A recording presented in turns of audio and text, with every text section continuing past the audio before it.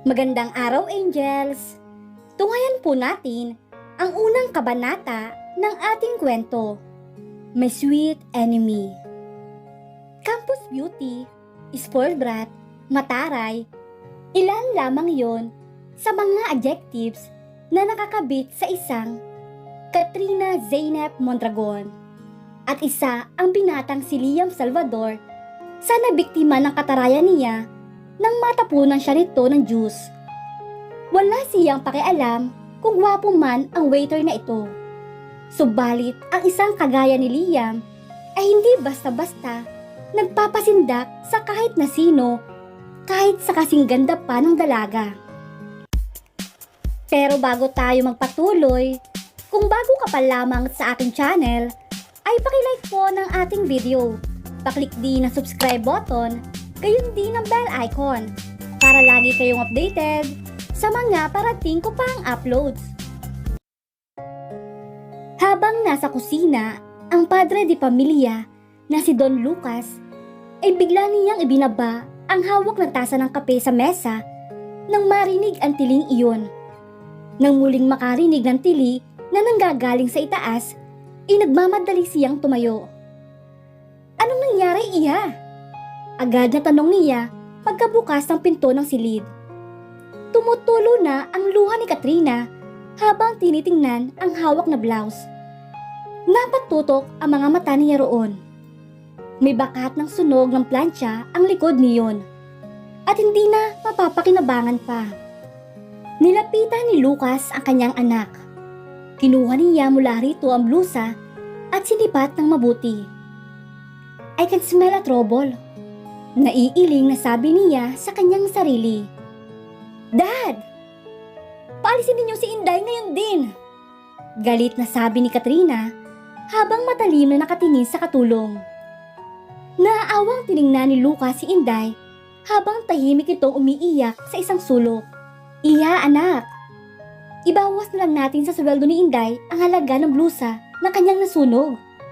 Mahinahong sabi niya sa kanyang anak. At saka luma na naman ang blouse na yon. Palitan mo na lamang ng bago. Paliwanag pa ng kanyang ama. No, Dad! Maagap nitong sagot. Kaya ko siyang patawarin kung ibang blouse sana ang kanyang sinunog. Naintindihan ni Lucas ang pagmamatigas na kanyang anak. Ang nasunog kasi na blusa ay regalo kay Katrina ng kanyang yumaong asawa. May sentimental value iyon sa kanyang anak, kaya nga kahit kupas na, ay hindi pa rin ito pinagsasawaang isuot. Inday, tawag niya sa katulong. Hindi ko po sinasadya, sir. Sabi nito sa garalgal na tinig. Dad, gusto kong pagbalik ko rito ay wala na siya. Matigas na wika ni Katrina. Hindi na siya nito hinintay na sumagot pa. Pumanhik na ito sa itaas. Naiiling na lamang na sinundan na lamang niya ng tanaw ang kanyang anak. Kilala niya ito bilang mabait at masunuring anak. Pero kung minsan ay lumalabas ang pagiging spoiled brat nito dahil sa pagpapalayaw nito ng kanyang yumaong asawa. Minsan tuloy ay gusto niyang pagsisihan ang hindi pagdisiplina sa ginawang pagpapalaki rito. Aalis na lang po ako, sir. Nahihiyang sabi ni Inday. Hindi ito makatingin sa kanya. Halatang hiyang-hiya sa kapalpakan nito sa trabaho. Naghahanap ng katulong ang isa kong kaibigan. Ire-rekomenda na lamang kita doon, Inday. Pagpasensyahan mo na sana ang aking anak. Pampalubag loob niya rito. That is the best thing he can do. Dahil hindi niya mapahihindian ang kanyang anak. Bakit kasi hindi mo pasagutin si Julio para may ka-double date kami ni Jan? Solo-solo kay Katrina ni Minda. Naroon sila sa isang restaurant na malapit sa kanilang eskwelahan. Vacant period nila at nagpapalipas sila ng oras. Kumunot ang noo ni Katrina. Ayoko nga sa lalaking yun. Sa sobrang laki ng tiwala niya sa kanyang sarili, ay hindi na nga siya magkasya sa kanyang mga damit. Natawa ang kanyang kaibigan. Ang tinutukoy niya kasi ay ang manliligaw niyang sobrang taba, pero sobrang laki ng tiwala sa kanyang sarili. "How about Lance?" tanong nito matapos tumawa. Umiling si Katrina. "Masyado mestizo." Si Rico. "Ayoko rin sa kanya. Para siyang buwan." Komento ng dalaga. Saglit na nag-isip si Minda na parang pinipicture sa isip ang itsura ng lalaki. Hindi naman mahaba ang baba niya. Bakit parang buwan? Nagtatakang tanong nito sa kanya. Parang buwan? Kasi parang crater sa buwan ang mga butas sa mukha niya. Paliwanag niya. Lalo itong natawa. "Ikaw talaga? Masyado kang pintasera. Kapag ganyan ang ganyan ang ugali mo, tatanda kang dalaga. Sige ka." "Hello?" tili niya. 18 pa lamang po ako. Malayo pa para i-categorize bilang old maid. Depensa naman ni Katrina. "Oo nga. Pero kung lahat ng maliligaw mo ay pinipintasan mo, hindi malabo mangyari sa iyo ang sinasabi ko. Look at you now." Mataman siya nitong tiningnan. "Very pretty. Isa sa mga pambato sa beauty contest ng ating school. A commercial model ng isa sa pinakamalaking beauty product na kilalang company sa bansa. A good catch and yet, walang boyfriend?" Nagtataka pa din na paliwanag ni Minda. "Wow! Ang haba ng sinabi mo, friend. Okay na sana sa umpisa pero hiniritan mo pa ako sa bandang huli." Naiiling na sabi niya. "Alam mo naman ang motto ko sa pagpili ng magiging boyfriend, di ba? Bata pa ako at hindi ako nagmamadali na magkaroon ng boyfriend. Ayokong sagutin ng isa sa mga nanliligaw sa akin ngayon just to have a boyfriend that all of you are waiting for. I won't settle for anything less." Napansin niyang wala na sa kanya ang atensyon ng kanyang kaibigan. Napangiti siya. Alam na niya kapag ganoon ang reaksyon nito. Kapag ganyan ang itsura mo, I'm sure nakakita ka na naman ng gwapo. Ikinumpas pa ni Katrina ang kanang kamay niya sa hangin. Ngunit iyon ang pagkakamali niya. Dahil sa pagkumpas niya ng kamay, ay natabig niya ang lalaking may dalang tray ng juice. Nagulat pa siya sa pagkalat ng malamig na tubig sa kanyang balat. At nang tingnan niya ang kanyang blouse, ay napangiwi siya sa kanyang nakita. Basang-basa iyon at namantsahan ng juice. Parang susugod sa laban ang itsura ni Katrina nang tumayo ito para harapin ang may sala. Agad namang kumuha ng tissue paper ang lalaki at akmang pupunasan ang blouse niyang natapunan. Napatras si Katrina. Isang malakas na sampal ang ipinalagapak niya sa pisngi ng binata na labis nitong ikinagulat. "Clumsy fool!" Galit na sabi niya rito. Napahawak naman si Minda sa kanyang sariling noo. "I'm sorry." Paghingi ng paumanhin ng lalaki. Pero hindi sincere ang dating niyon sa pandinig ni Katrina. "Ano pang magagawa ng sorry mo?" Singhal niya habang pinupunasan ng tissue paper ang nabasa niyang blouse. Matalim ang tinging ibinigay niya dito. Pero agad ding lumambot ang mukha niya nang matitigang mabuti ang mukha ng waiter. Nakita niya ang sariling nakikipagtitigan sa maitim at waring nanunudyong mga mata nito. Bumaba ang tingin niya sa suot nitong polo shirt. Kung hindi siya dinadaya ng mga mata niya, ay original na lakos ang tatak niyon. Nakatakin sa pantalong maong, ang rubber shoes nito ay Nike? Waiter ba ito o napagkamalan lamang niya? Muling tumaas ang tingin niya sa mukha nito. Only to find his lip twisted in a half smile at ang mga mata nito ay nagbabadya ng amusement. "I want to talk to your manager." Pilit niyang pinagtakpan ang pagkakahiyang nadama sa ginawa niyang paghagod sa tingin dito. Nagkibit balikat lamang ito pagkatapos ay tumalikod na. The arrogant brute! Gigil na bulalas ni Katrina. Muli siyang umupo, kumunot ang noo niya nang makitang nakangiti sa kanya si Minda. What? Tanong niya rito. Hindi ito kumibo, pero pinagkanulo ito ng nangingislap na mga mata. Lalong naningkit ang mga mata niya dahil alam niyang lihim siyang tinutukso ng kanyang kaibigan. Bakit nga ba hindi? Alam naman niyang napaka-obvious ang ginawa niyang pagkilati sa lalaki. Ilang minuto pa ang lumipas bago bumalik ang waiter kasama ang isang lalaki. Are you the manager? Formal niyang tanong sa kasama ng binata. Hindi man lamang niya tinapunan ng sulyap ang katabi nito. Yes, ma'am. Sagot nito sa kanya. I'm very sorry for the inconvenience. Sorry? Nanunuyang gagad niya sa sinabi nito. I don't think you're sorry.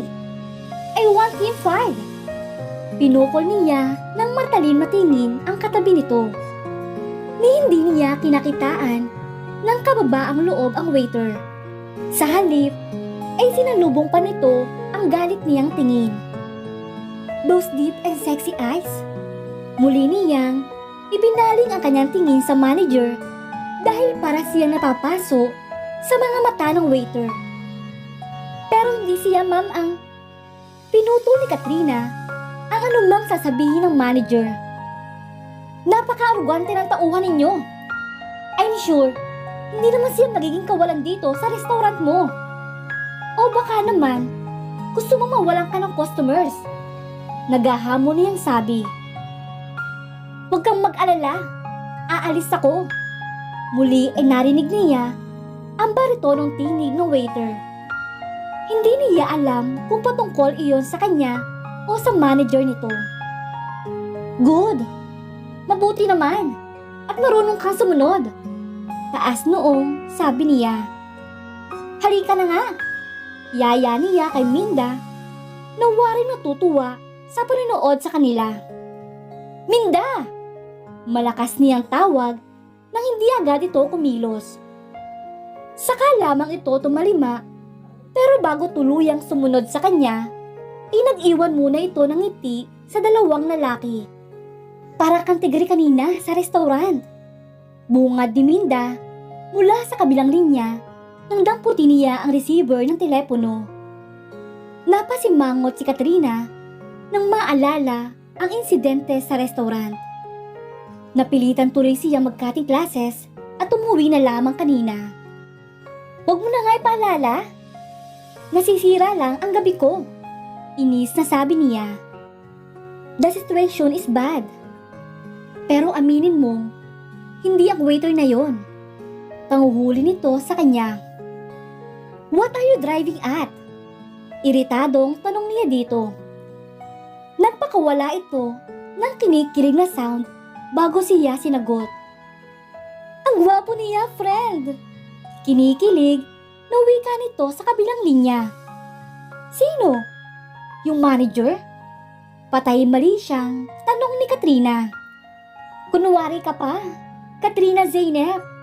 If I know, halos matunaw na sa ginawa mong pag-assess ang pobreng waiter. Tututol sana siya, pero nagpatuloy ito sa pagsasalita. I saw the admiration in your eyes habang sinosurvey mo ang itsura niya, friend. Paliwanag pa ni Minda. Ay nako, Minda, kung ano-ano ang nakikita mo. I was angry and mad sa katangahan ng waiter na yon. Pagde-deny ni Katrina. Sabihin mo yan sa hangin, baka sakaling paniwalaan ka. Sabi nito na alam niyang nakaingos. You're talking to your best friend at hindi ka pwede magsinungaling sa akin, Katrina. Hindi na lamang niya sinang-ayunan ang sinabi nito pero hindi rin niya kinontra. Ang mabuti pa, gawin na lang natin ang assignment natin kaysa maubos ang oras natin sa pag-uusap sa taong wala namang significant sa buhay natin. Sabi na lamang niya. Walang significance? Eksairadong tanong nito. Sa ngayon.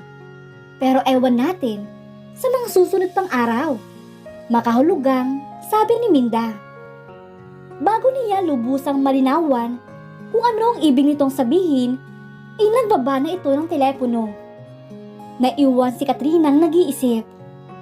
Sumagi sa balintataw niya ang gwapong mukha ng waiter at inis na kinuha niya ang notebook dahil muli niyang naalaala ang panunod sa mga mata nito.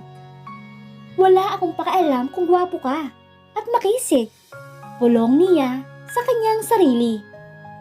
Tuwing linggo ng umaga ay magkasama ang mag-amang Don Lucas at si Katrina sa pagja-jogging sa loob ng village.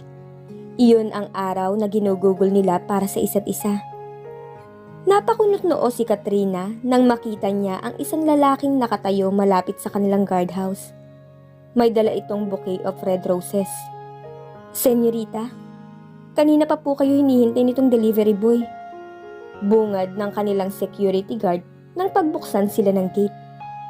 Kumunot ang noon niya habang nakatingin sa lalaking may dala ng mga bulaklak. Bakit kailangan pa siya nitong hintayin? Gayong pwede naman nitong iwanan ang mga yon sa gwardiya nila. Wika niya sa sarili. Magandang umaga po, ma'am. Magalang na bati ng delivery boy. Delivery po para kay Miss Katrina Zeynep Mondragon. Iniabot nito sa kanya ang pumpon ng mga pulang rosas. Napangiti ang dalaga.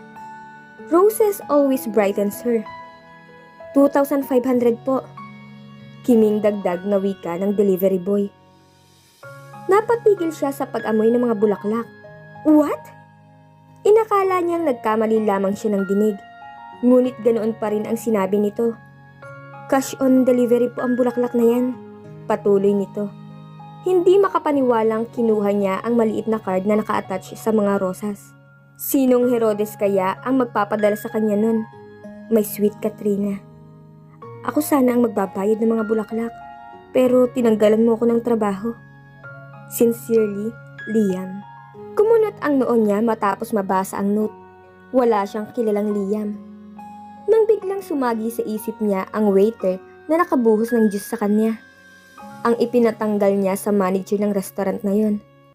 Paano nito nalaman ang pangalan niya at ang address ng bahay nila? Bulong niya sa kanyang sarili. Ma'am, nagkakamot na ng batok ang delivery boy. Ang sabi po kasi niya ay matutuwa kayo na ituturing yung biro ito. Paliwanag nito. Pwes, hindi ako natutuwa. Singhal niya rito at inihagis ang mga bulaklak sa kung saan. At hindi ko babayaran ang mga bulaklak na yan. Ang Liam na yun ang singilin nyo.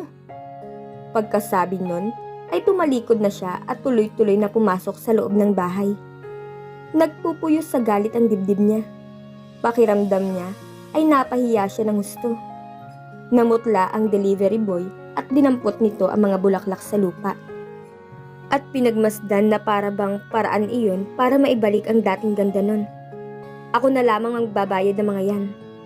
Naiiling na sabi ni Don Lucas na nagmamasid lamang sa mga pangyayari. Sir?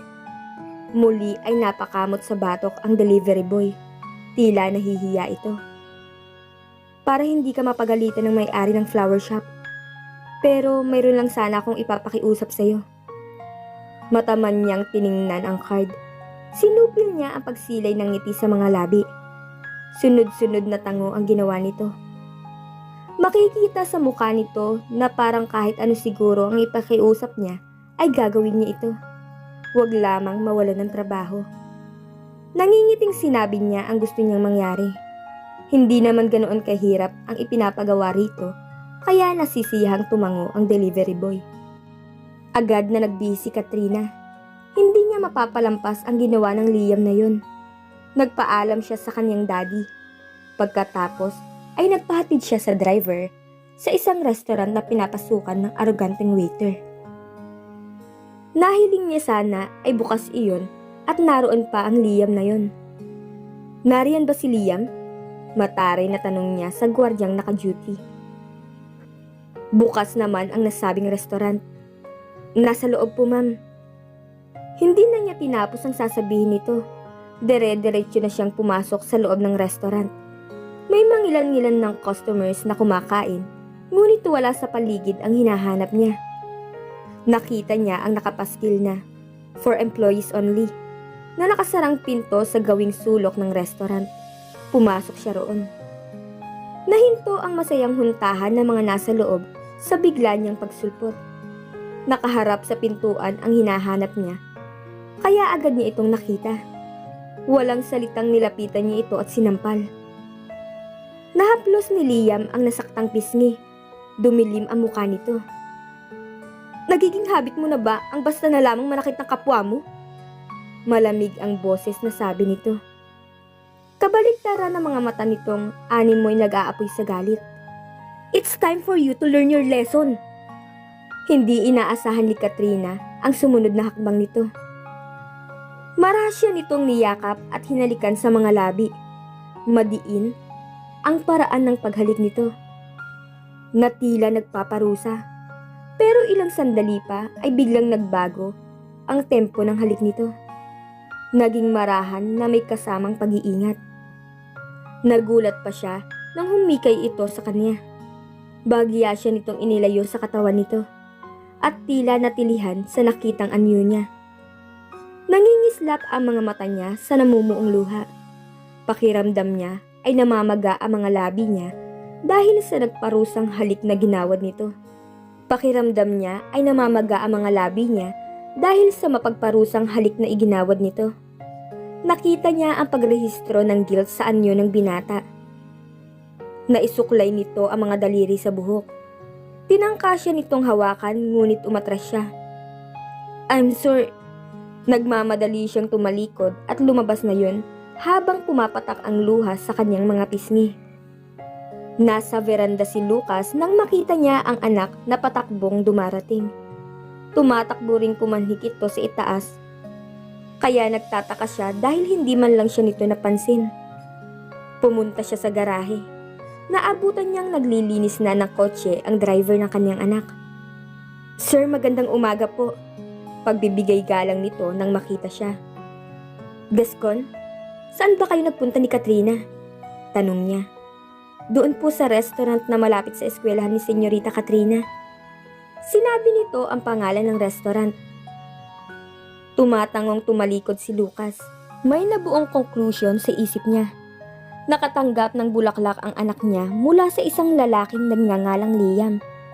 Tapos kanina ay umalis ang anak niya na galit at pagbalik ay halatang galing sa pag-iyak.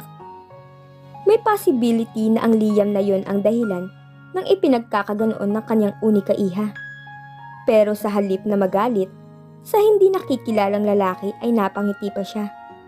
May palagay siyang nakakita na ng katapat ang kanyang anak at natutuwa siya.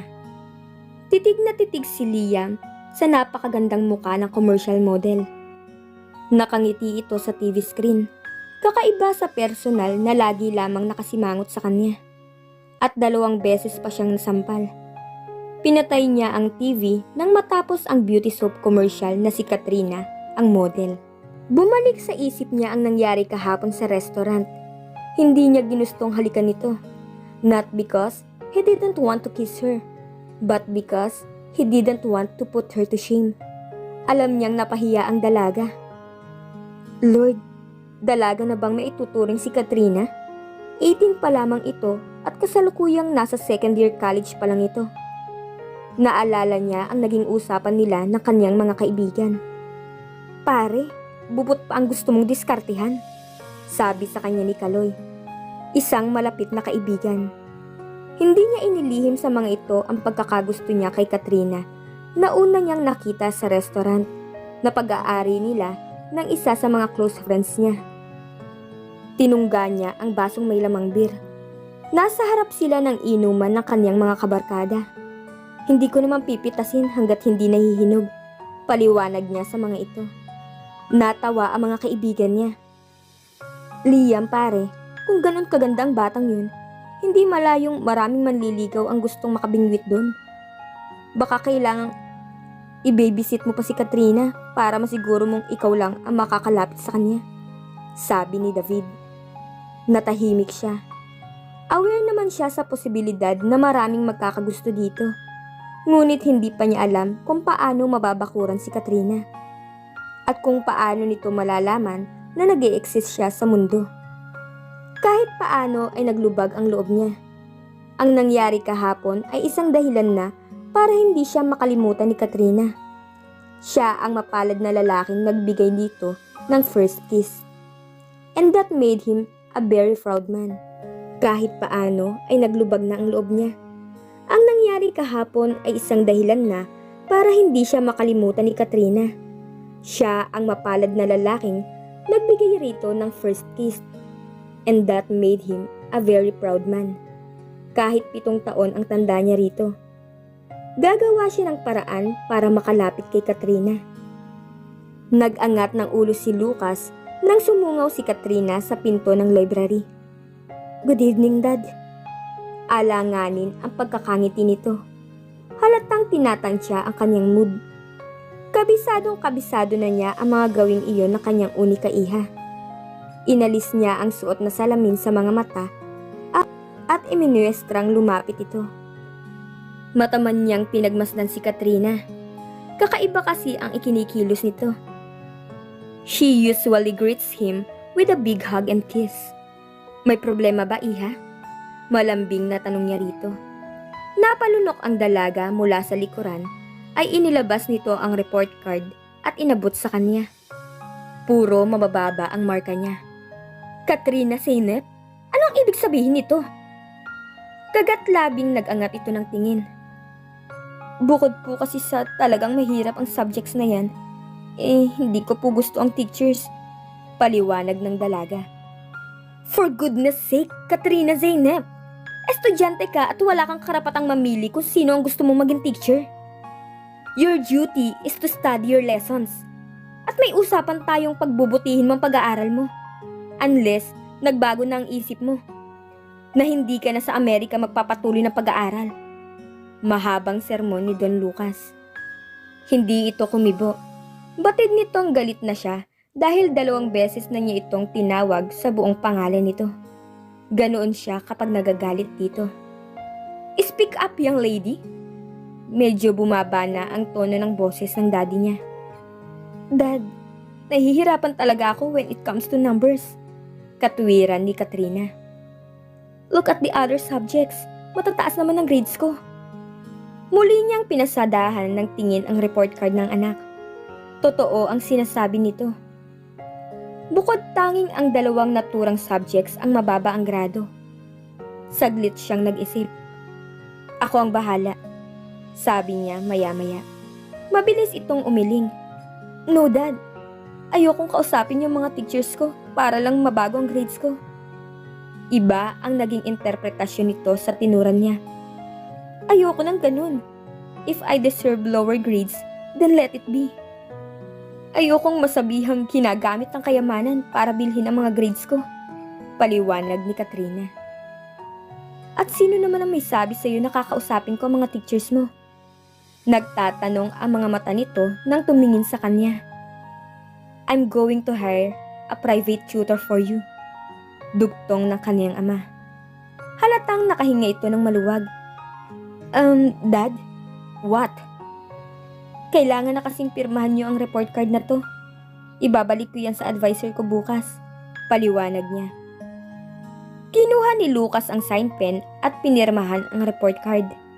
Bago iyon inabot sa anak, ay nagbilin muna ito sa kanya. "I want higher grades by the 2nd grading period, or else." Batid niyang alam na ni Katrina ang kasunod nun. Either grounded ito o mababawasan niya ang allowance nito. Pagkakuha ng report card, ay lumigid ito sa mesa at niyakap siya mula sa likuran. "Thanks, Dad." Malambing na sabi nito. Naiiling na sinundan na lamang niya ng tingin ang paglabas ng anak. May kumislap na pangalan sa kanyang isip kung sino ang kukunin niyang tutor ni Katrina. Nakilala na niya ng personal si Liam at alam niyang higit pa sa kakayahan nito ang trabahong iyon. Pag-uwi ni Katrina kinabukasan, ay sinabihan siya ng katulong na hinihintay siya ng kaniyang daddy sa library. kaya doon na muna siya dumiretso. "Hi, Dad." Hinalikan niya sa pisngi ang ama. "Nakakuha na ako ng tutor mo." Seryoso na wika nito. Saka lamang niya napansin ang lalaking nakaupo sa sofa. Patalikod ang pwesto nito. Ewan kung bakit ba kinakabahan si Katrina pagkakita rito. Parang nagkibit balikat ang dalaga. Binaliwala niya ang hinalang iyon. Hindi naman siguro. Magkaagapay silang mag-ama na nilapitan ang magiging tutor niya. "Katrina, meet Liam Salvador." Inilahat pa ng daddy niya ang isang kamay sa dako ng lalaki. Nanlaki ang mga mata ng dalaga. Ang Herodes na lalaki sa restaurant. At nagpadala ng bulaklak sa kanya, pero siya naman ang pinagbayad. Pinaglipat-lipat niya ang tingin sa dalawang lalaki.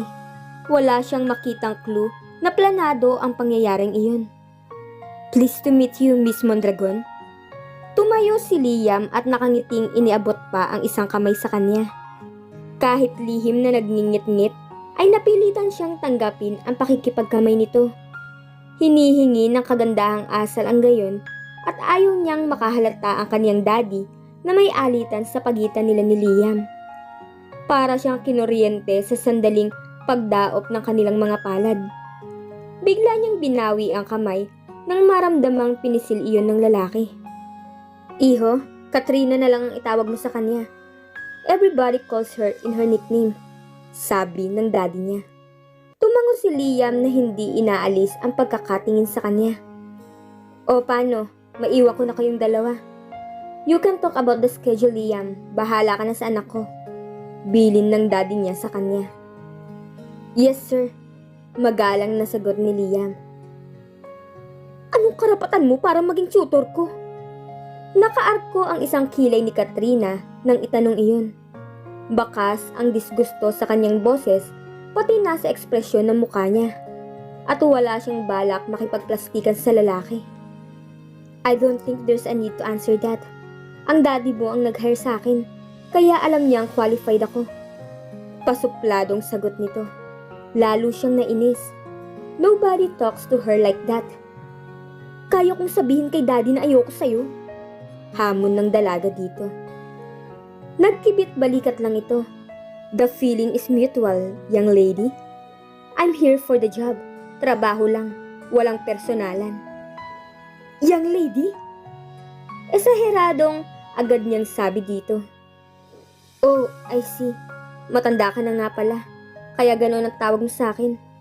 Nakanguso na wika ni Katrina. Dinampot ni Liam ang bag nito na nakapatong sa gilid ng sofa at binalingan siya. "See you tomorrow." Nakangiti na sabi nito. "Siya nga pala. Our tutorial schedule will be 1 hour after your last subject. Araw-araw yun except weekends." "What?" Gulat na tanong niya. Iisa ang ibig sabihin nun para sa kanya. No more gimmicks after her classes. Inis na inis ang pakiramdam niya. "At kung may reklamo ka tungkol sa schedule, bukas na natin pag-usapan. Naubos ang oras ko sa paghihintay sa'yo kanina." Yun lang, at tuloy-tuloy na itong umalis. Ni hindi man lang nagpaalam ng maayos sa kanya. "Bastos!" Galit na wika niya nang ma-realize na pinag-walk-out siya ng lalaki. Patong-patong na ang kasalanan nito sa kanya. At ang isiping makakasama niya ito sa araw-araw ng kanyang buhay ay sapat na para kumulo ang dugo niya. Hindi siya papayag na basta na lamang magkaganoon. Wala pang nakakainsulto sa kanya sa isang Katrina Zeynep Mondragon. Dali-dali siyang pumasok sa library dahil alam niyang naroon ang ama. Hindi nga siya nagkamali. Naabutan niyang may kausap ito sa telepono. Sumenyas ito na maghintay siya. Pasalampak na umupo siya sa naroroong sofa. Kahit hindi niya nakikita ang kanyang muka, ay alam niyang hindi iyon maipinta. "Dad, ayoko sa lalaking yun," sabi niya pagkababa nito ng telepono. "Katrina, pero siya ang gusto kong maging tutor mo, and that's final." Pahayag nito sa matatag na tinig. "I'm sorry." Aniya na kapag ganoon ang tono nito ay hindi uubra ang paglalambing at pagtatantrums niya. Mabilis na gumana ang kanyang isip.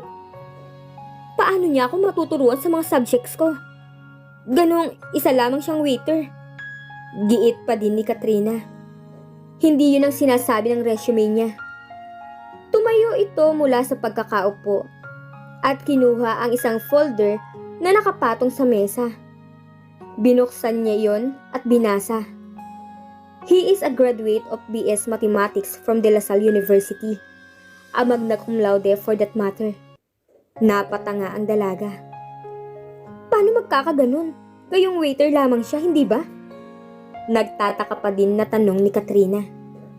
At sino ang nagsabi sa'yo na waiter siya? Muling inilapag ng daddy niya ang folder sa mesa, pati ang mga mata nitong nakatingin sa kanya. Hindi niya malaman kung ano ang isasagot. Bakit ba kasi napagkamalan niyang waiter ang lalaking yun? Gayong naka-original Lacoste polo shirt at Nike na sapatos ito.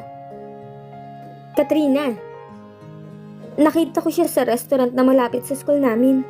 Pagtatapat niya.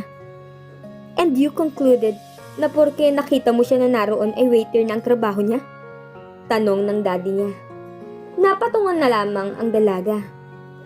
Nagpakawala ito ng isang malalim na hininga. Pagkuway napailing. Marahil ay dahil umiral na naman ang pagiging matapobre niya. Well, kung hindi man siya waiter, I'm still wondering kung bakit of all people ay si Liam na yun ang kinuha mong tutor ko, Dad. I still don't like him to be my tutor. Matigas na sabi niya. He's an arrogant and insensitive man. Ngumiti ang daddy niya. That's exactly what I'm looking for. Dad? Hindi makapaniwalang sambit ni Katrina. Kilala niya ito na marunong kumilatis ng karakter ng isang tao.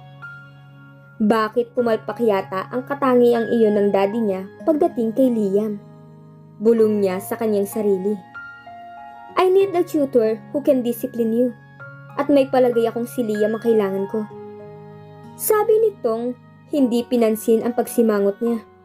That arrogant and insensitive man will be your tutor for the school year.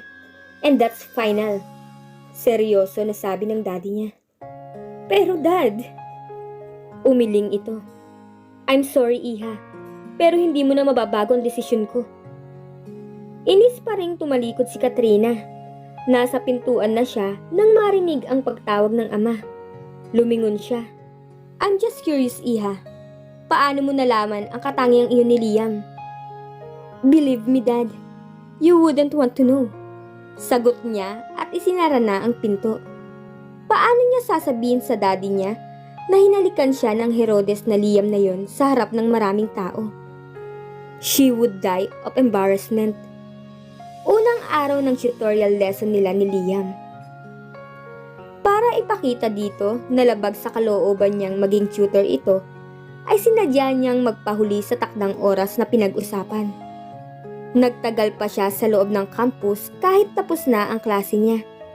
At nang inakala niyang nainip na si Liam at umalis na ng bahay nila, ay saka lamang niya pinuntahan ang kanyang driver na alam niyang naiinip na rin sa paglabas niya. More or less 30 minutes drive bago makarating ng bahay nila nang biglang tumigil ang kotse. Bumaba si Mang Gascon at binuksan ang hood. Pagkatapos ay muli nitong in-start ang kotse. Sa halip na maayos, ay nakarinig siya ng ingay mula sa makinang iyon. Naku, senyorita! Napakamot sa batok ang matandang driver. Nakita sa mukha nito ang pag-aalala na baka magsungit na naman siya. Ngumiti siya. Di bali ho, tatawag na lang ako kay daddy at sasabihin kong malilate tayo sa pag-uwi. Nagtataka man ay tumangon na lamang si Mang Gascon. Hindi siya nagalit dahil umayon ang pagkakataon na hindi sila magkakaharap ng kinaiinisan niyang si Liam. Kinuha niya ang cellphone mula sa kanyang bag at idinayal ang numero ng cellphone ng daddy niya. Dad, nasiraan kami ni Mang Gascon. Agad niyang sinabi nang sumagot ito. Ganun ba? Ipasusundo na lamang kita dyan. Hihintayin ko. Pinutol na nito ang linya. Marahil ay nag-aalala sa kanya at gusto na siyang maipasundo. Ini-off na rin niya ang kanyang cellphone. Tiningnan niya ang oras sa suot niyang relo. Napangiti si Katrina dahil 2 oras na siyang late sa usapan nila ni Liam. Tsak niya na wala na ito sa kanilang bahay. May 15 minutos na silang naghihintay nang tumigil sa harap ng kotse niya ang isang asul na BMW. Kumunot ang noo ni Katrina. Nang mula roon ay bumaba si Liam. Bakas ang inis sa mukha nito habang papalapit sa kanila. Nagkaroon siya ng pagkakataong matitigan ito ng mabuti. Napakagwapo nito sa suot na dilaw na polo shirt at kulay kremang slacks. Nakita niyang kinausap nito si Mang Gascon bago kinatok ang bintanang salamin sa gawin niya sa backseat. Formal ang mukha niya nang ibaba ang salamin. "Bumaba ka na dyan." Pagalit na utos nito. "Hihintayin ko nang magawa to." Mataray ding sagot niya. Sino ba ang lalaking ito na parang hari kung mag-utos sa kanya? Nagulat pa siya nang sumungaw ang mukha nito sa bintana. Pigil ang galit nito na ipinagkakanulo ng mga mata nitong matalim na nakatitig sa kanya. "Sinayang mo ang oras ko sa paghihintay ko sa iyo kanina. I won't be wasting another minute talking to you. Kung ayaw mo mong sumabay sa akin, fine. Samahan mo na lang si Mang Gascon habang hinihintay ang magtoto ng kotse mo." Inis na wika nito. Saglit siyang hindi nakaimik. Nalanghap niya ang mabangong hininga nito at pansamantalang nawala ang inis niya rito. Nang makabawi siya sa pagtigalgal, ay likod na lamang nito ang nakita niya habang pabalik ito sa sasakyan nito. Mabilis niyang kinuha ang bag sa kanyang tabi at sumunod dito. Binuksan niya ang pinto sa backseat at doon pumwesto. "Akala ko ba hindi ka na mag-aaksaya ng oras? Ano pang hinihintay mo?" Singal niya kay Liam. Ilang sandali na siyang nakaupo roon, ngunit hindi pa rin nito ini-start ang kotse. Nagtama ang mga tingin nila mula sa rearview mirror. "Hindi mo ako driver, Katrina," maikling sabi nito. Tumaas ang isang kilay niya. Issue pala rito ang pagsakay niya sa backseat. Nagmukha nga naman itong driver dahil sa ginawa niya. Pero gusto niyang makipagmatigasan dito. 5 months pa bago magpasko. Ano ka, siniswerte? Tauhan ka lang namin. Kaya hindi tamang maupo ako sa tabi mo. Itinaas pa niya ang noo. Inihilig nito ang inuupuan. Pumikit at ipinatong ang braso sa noo. "What do you think you're doing?" Inis na tanong niya rito. Ni hindi ito nagmulat ng mga mata. "Matutulog, ano pa ba?" "Ano?" Napahindik siya. "Hihintayin kong magpasko o magbago ang isip mo at umupo rito sa tabi ko. Kung alin ang mauna sa dalawa." Padamad nitong sagot.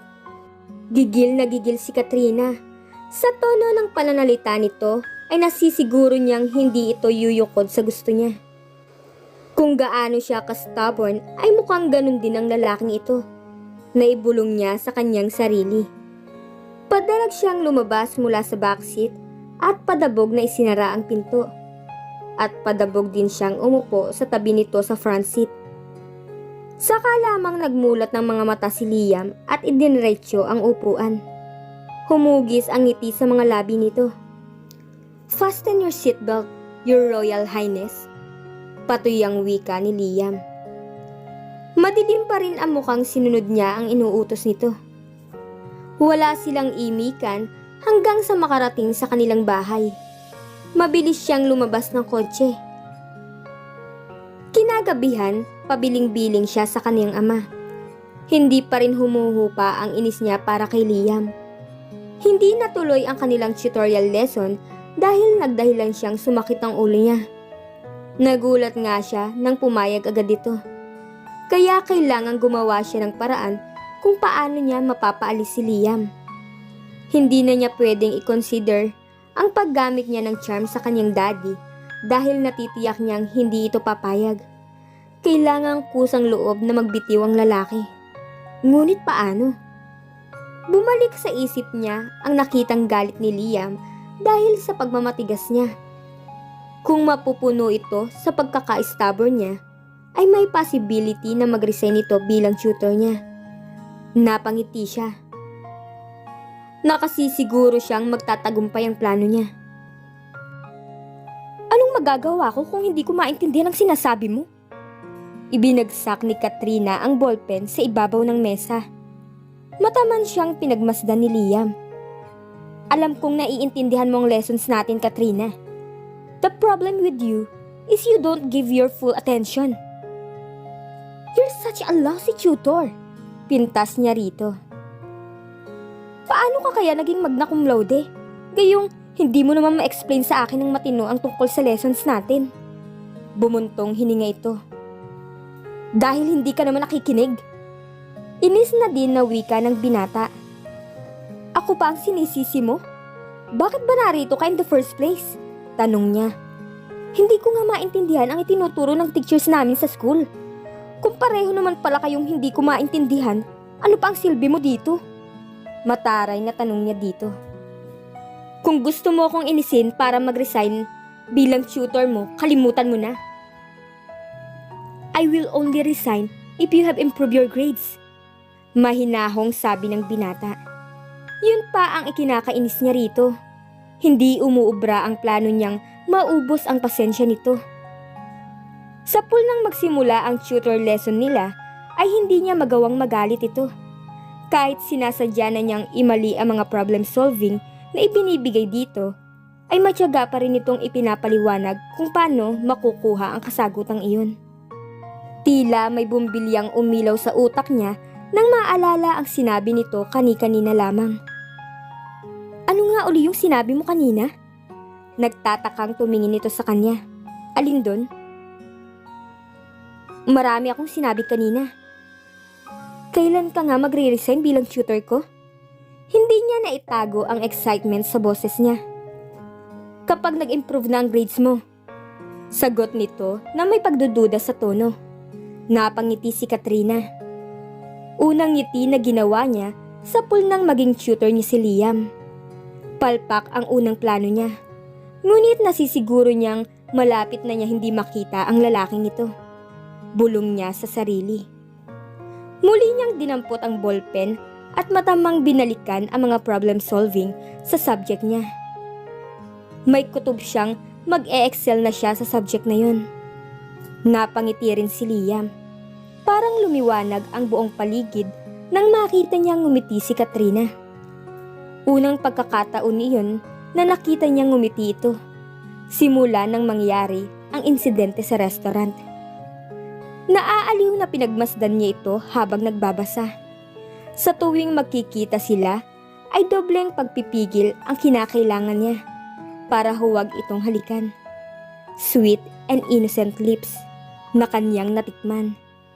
Habang tumatagal, ay lalo yatang nadaragdagan ang pagmamahal niya para sa dalaga. Kahit na ubod ito ng sungit at suplada. Ipinagpapasalamat niyang si Mr. Mondragon mismo ang naghanap sa kanya, and later on ay alokin siyang maging tutor ni Katrina. Nagwagwardyahan niya ang dalaga dahil kinakailangan diretsyo na itong umuwi pagkatapos ng klase nito. Sinisigurado niya yun. Pero Dad, tutol ni Katrina sa sinabi ng ama. Nagpaalam siyang dadalo sa birthday party ni Minda. Ngunit hindi siya makapaniwala sa kondisyong ibinigay nito sa kanya. No ifs and no buts. Take it or leave it. Pagkikibit balikat ng kanyang ama. At ano naman ang gagawin ng Liam na yun sa party ng mga high school students? Desperado niyang tanong. Babantayan ka. Diretsyong wika ng daddy niya. She couldn't believe it. Gaano kalaki ang tiwala ng daddy niya sa lalaking yun.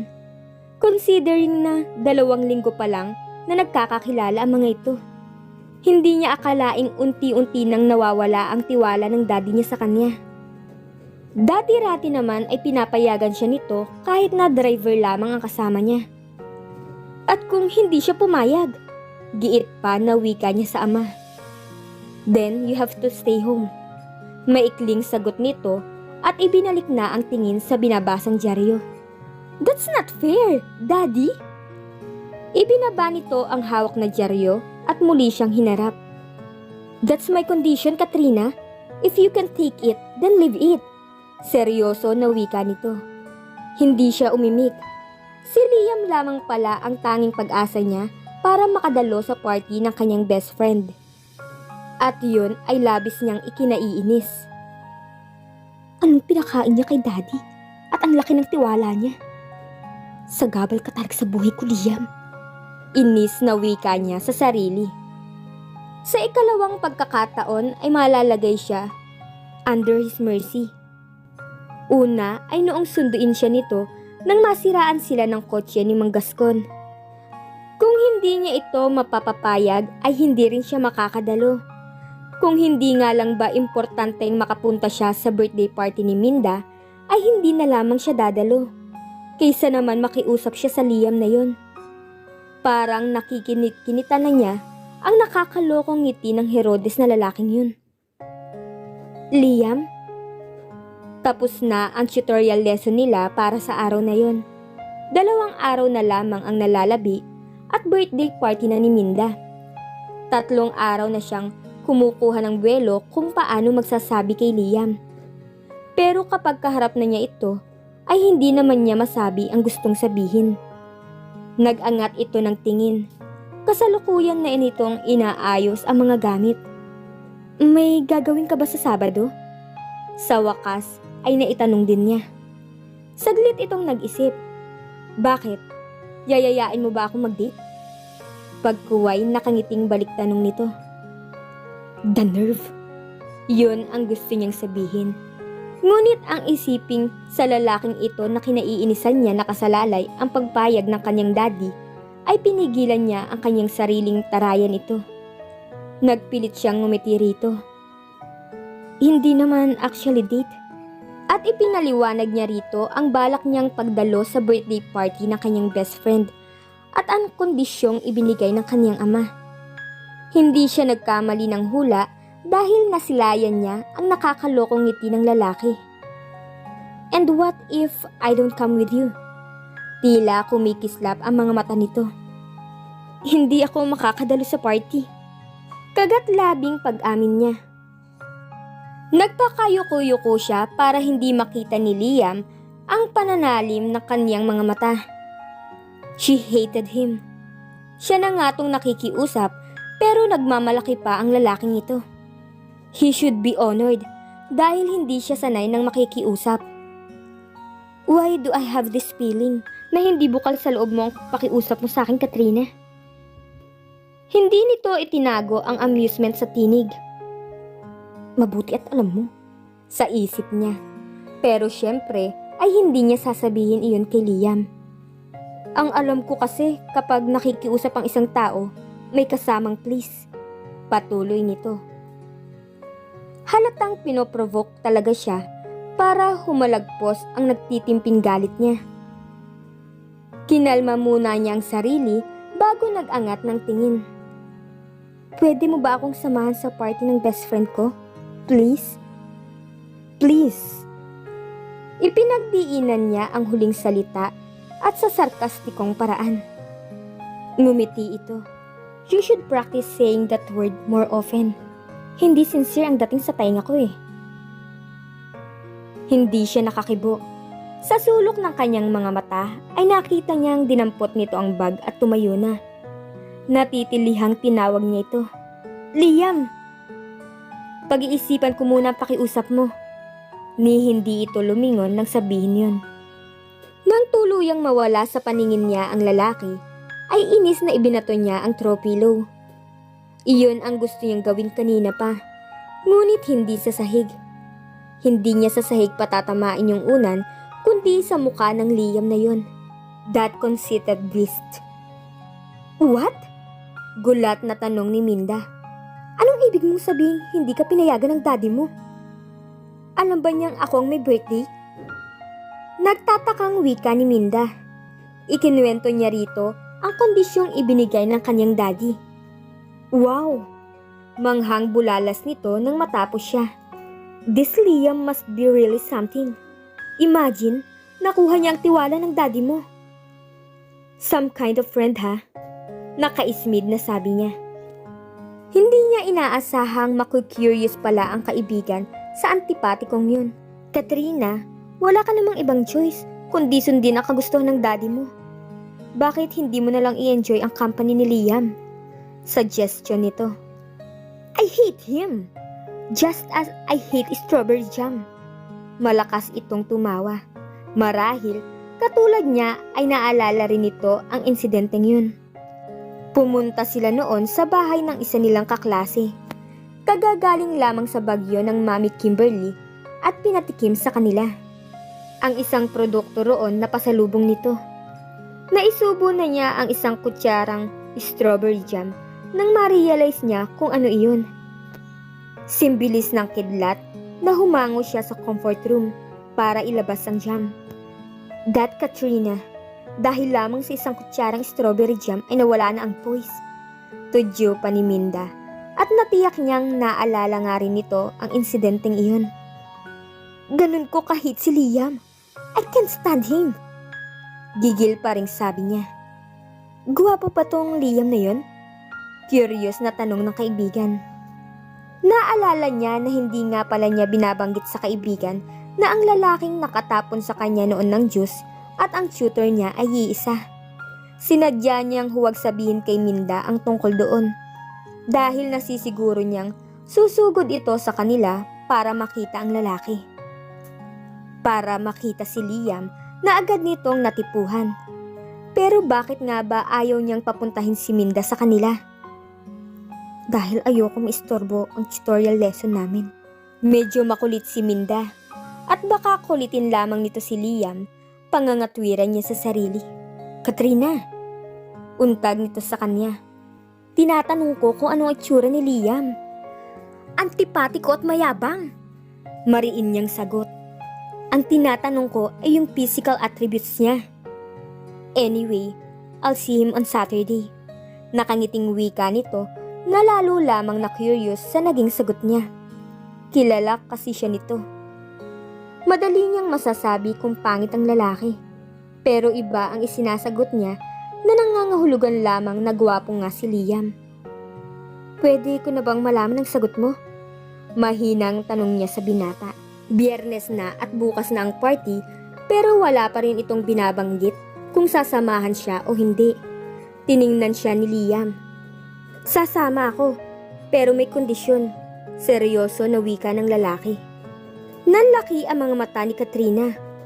I should have known. Sa loob-loob niya. Ang tulad nito ay hindi gagawa ng mabuti nang walang kapalit. Magkano? Tanong niya. Marahas na lumingon ito sa kanya. Parang gusto niyang umatras sa nakikitang galit sa mga mata nito. Tumaas ang kilay ng binata. Ang hirap siguro maging mayaman ano? Lahat na lang ay gustong bayaran ng pera. But sorry to disappoint you, sweetheart. Hindi pera ang kapalit ng pagtsatsaga kong samahan ka bukas. Nang marinig niya ang term of endearment mula dito, ay may kilig siyang nadama. Ngunit ang idinuktong nito na pagtsatsaga lamang ang company niya bukas ay muling nagbalik ang inis niya rito. Kung hindi pera, ano? Tinakpan niya ng galit ang pagkapahiya. Sasama ka sa akin sa susunod na Sabado. Walang anumang sagot ni Liam. Saan? Excited ba ang nararamdaman niya? Tama ba ang pakahulugan niyang magde-date sila ni Liam? Ano ba ang nangyayari sa kanya? At para siyang kinikilig. Nagkibit balikat ito. Kahit saan. At kung hindi ako sumama? Tanong niya dito. Tawagan mo na ang kaibigan mo at sabihin mong hindi ka makakarating. But that's blackmail. Reklamo ng dalaga. Then blackmail it is. Take it or leave it. Matatag na sabi nito. Paano kung hindi ako payagan ng daddy ko? Biglang pumasok sa isip niya ang ama. Hindi pa ito pumapayag na lumabas siya nakasama ang isang lalaki. Ngumiti ito. Sa akin kanya pinagkakatiwala. Sasamahan kita sa party bukas, hindi ba? Nakuhan na niya ang ibig nitong sabihin. Pareho nilang alam na malaki ang tiwala ng daddy niya rito. Halos nakakasiguro itong papayagan siyang lumabas dahil ito ang kasama. Sa isiping yun, ay parang ayaw na niyang dumalo sa party bukas. That jerk! Ang inis na wika niya. Bye, Dad. Humalik si Katrina sa pisngi ng ama. Sinadya niyang hindi pansinin si Liam na katabi lamang nito. Enjoy yourselves, iha, sabi nito. Ikaw na ang bahala sa dalaga ko, iho. Baling nito kay Liam. Asahan po ninyo, sir. Magalang nitong tugon. Inalalayan siya ni Liam sa siko. Kung hindi niya lamang alam na inihahatid sila ng tanaw ng ama, ay iwawaksi niya ang kamay ng binata. Paano naman kaya ako mag-e-enjoy kung parang may asong bubuntot sa akin? Pasaring niya nang masigurong hindi na yon maririnig ng daddy niya. Beware of this dog, sweetheart. Ganting pasaring din ni Liam. Nakangiti pa ito sa kanya. Na lalo namang ikinainis ni Katrina. Basta't sisiguraduhin niyang maa-out of place ito sa party. Bulong niya sa sarili. Masyado yatang maiksi ang suot mong palda. Komento nito. May ilang sandali na silang naglalakbay at namayani ang katahimikan sa loob ng sasakyan. Kaya nga miniskirt ang tawag dito. Pambabara niya. Masyadong daring ang suot mo. Dagdag ng binata. Tiningnan niya ito ng matalim. Kung ang daddy nga niya ay walang sinabi sa suot niyang itim na miniskirt at pink na sleeveless blouse. Ano ang karapatan nitong punahin siya? Talaga bang ganyan ang usong damit ngayon? Bakit? Ano bang isinusuot ng mga kaedad mo noong araw? Don't tell me na nakabarot saya pa sila. Sarkastikong sabi ni Katrina. Hindi naman, but they are more decent. Sa daan ito nakatingin, pero pakiramdam niya ay nilalait nito sa isip ang suot niya. Hindi ka ba talaga natatakot mapulmonya? Tanong pa ng binata. Ano bang pakialam mo? Singhal niya. Ito ang gusto kong isuot. Ang trabaho mo'y bantayan ako, hindi maging fashion critic ko. Bukod kasi sa sleeveless ang blouse niya, ay backless pa yon. Hindi na lamang ito kumibo. Maliban sa manakanakang pagbibigay instruction niya sa direksyon ng bahay ni Minda, ay hindi na sila ulit nag-uusap pa. Pagtapat nila sa gate ay agad siyang bumaba. Hindi na niya hinintay na maipark ng maayos ni Liam ang sasakyan. Happy birthday! Masayang bati ni Katrina kay Minda nang salubungin siya nito. Iniabot niya ang kanyang regalo at napansin niyang tila mahinahanap ang mga mata nito. Ipinapark ang kotse. Voluntaryong pagbibigay niya ng impormasyon. Alam niyang si Liam ang hinahanap nito. At parang gusto niya itong batukan ng literal na bumuka ang bibig nito habang nakapako ang tingin sa kanyang likuran. Napalingon siya. Hindi nagkamali ang hinala niyang si Liam ang dahilan ng ganoong reaksyon ng best friend niya. White polo shirt na nakatuck-in sa pantalong maong ang suot ng binata. He was rugged but definitely an eye-catcher. Happy birthday, Minda! Bati nito sa nakatulala pa rin kaibigan niya. Minda si Liam. Liam si Minda, ang birthday celebrant at best friend ko. Tinatamad na pakilala niya sa dalawa. Ewan niya kung bakit naiinis siya sa pagiging malambing ni Liam sa kaibigan niya. Hindi ba't ikaw yung waiter sa restaurant? Di makapaniwalang tanong ni Minda nang mamukaan ang binata. Siya nga. Siya rin ang shooter ko. Pagtatapat ni Katrina. Oh my God! Hindi niya alam kung maiinis o matatawa sa reaksyong yun ng kaibigan. Ang OA mo, Minda, ha? Gusto niyang isigaw rito. Kakain muna kami, paalala niya. Help yourselves. Sagot nito sa kanya, ngunit kay Liam pa rin nakatingin. Hope you will enjoy the party. Anito sa binata. Ngiti lamang ang isinagot ni Liam. Magkaagapay na tinungo nila ang buffet table. Napansin niyang umagaw ng pansin ang presensya nila. Bakit hindi? Sila yata ang pinakamagandang pares doon. Natigilan si Katrina sa naisip na yon.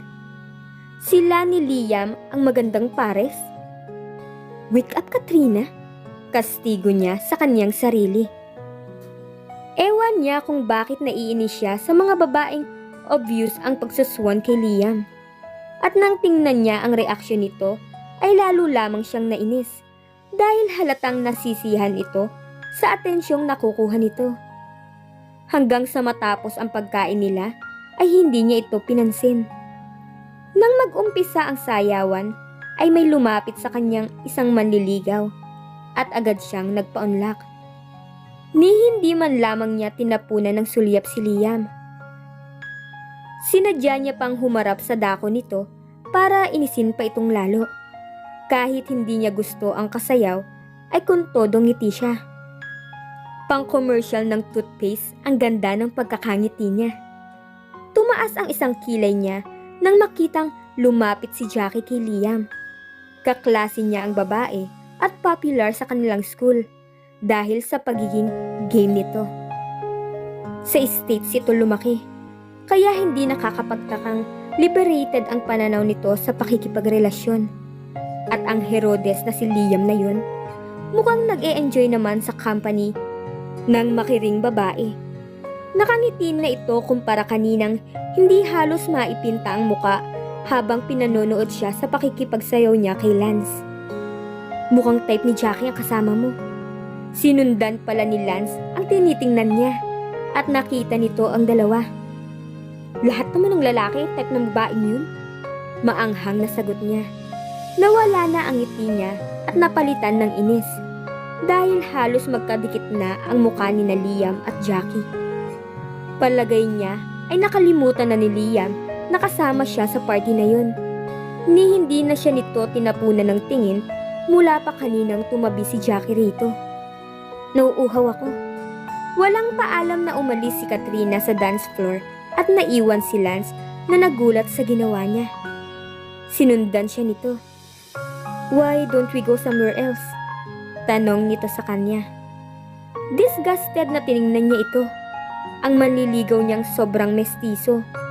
Kailan pa nga ba ito nagsimulang manligaw sa kanya? O mas tamang itanong kung ilang beses na ba niya itong binasted? Hindi niya ito pinansin. Akmang kukuha siya ng punch nang mapansin niya ang isang grupo na pinagsasaluhan ang isang bote ng alak. Lumapit siya sa mga ito at nagulat siya dahil natuklasan niyang tequila ang iniinom ng mga ito. Nasisiguro niyang ipinuslit lamang yun dahil alam niyang hindi papayagan ng parents ni Minda na may uminom na mga bisita dito. Gayunpaman ay humingi siya ng isang shot na ikinagulat ng mga naroroon. Hindi kasi ang tipo niya ang tumitikim man lang ng alak. Mapait at mainit ang unang sayad ng likido sa kanyang lalamunan. Halos gusto niya yung isuka. 2 beses pa siyang humingi pagkatapos nun. Lahat ng gustong makipagsayawan sa kanya ay pinaunlakan niya. Nakatabi pa nga niya sa dance floor si Liam habang kasayaw si Jackie. Parang wala siyang nakita. Umalis ng dance floor ang mga ito. Ngunit hindi pa nagtatagal ay bumalik si Liam na nag-iisa na lang. Pwede ko bang isayaw si Katrina? Sabi nito sa kapareha niya. Na-intimidate siguro ang kaklase niya kaya walang salitang iniwan siya kay Liam. Akmang tatalikod siya para iwan ito, ngunit pinigilan siya nito. Hinawakan nito ang 2 kamay niya at pinagsalikop iyon sa batok nito. Pagkatapos ay hinapit ang baywang niya. Every boy in this party got the chance to dance with you. Bakit hindi ako na-escort mo? Hinalikan nito ang buhok niya. Maya-maya ay bumaba ang muka nito sa kanyang muka. Buong akala niya ay hahalikan siya nito, pero hindi nito ginawa. Sa halip ay idinaiti nito ang sariling noo sa kanyang noo. Bahagya lamang itong nakayuko dahil hindi naman nalalayo ang mga taas nila. What brand of perfume are you wearing? Alam niyang tinutuya lamang siya ng binata dahil amoy ang ininom niyang tequila ang tinutukoy nito. Wala kang pakialam, sagot niya sa kontroladong tinig. Pakiramdam niya ay naliliyo siya. Hindi niya matiyak kung dahil sa kanyang nainom o sa pagkakalapit nila ni Liam. Ano ba ang nangyayari sa kanya? Banyaga ang damdaming sumasa puso sa kanya at hindi niya alam kung paano pakikitunguhan yun. I hate to say this because you're enjoying the party. Bulong nito sa tapat ng tenga niya na nagpatayo sa kanyang mga balahibo sa batok.